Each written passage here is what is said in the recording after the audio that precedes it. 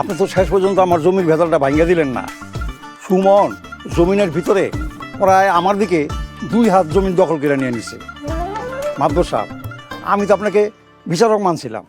মতিন মিয়া, একটু ধৈর্য ধরেন। আপনার জমিনে সুমন যদি আইলের ভিতরে ঢুকেই থাকে তাহলে সেটা সমাধান আছে, সুষ্ঠু বিচার আছে। আর এই সমাধান করতে গিয়া কি কি করতে হইব সেটা নিশ্চয়ই আপনাকে নতুন করে বলে দিতে হবে না, তাই না? মাদবর সাহেব, আমি তো প্রায় লক্ষ টাকার উপরে খরচ করছি, কোনো কিছুরই তো সমাধান হইল না। আর কবে সমাধান হইব? মতিন মিয়া, আপনি তো ঝামেলার কথা কইতাছেন, ঝামেলার পর ঝামেলা দিতাছেন। আমার বিচার যদি আপনার পছন্দ না হয় তাহলে আপনি অন্য কারো গিয়া সালিশি মানেন। আর জমি জমার বিষয়, এটা একটু সময় বেশি লাগে, তাই না?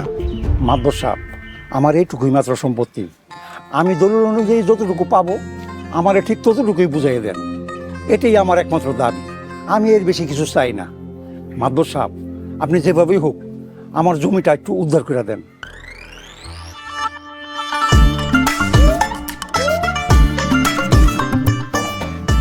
ঠিক আছে, আপনি যখন এত করে বলতেছেন, আমি সুমনের লগে কথা বললা দেখব না।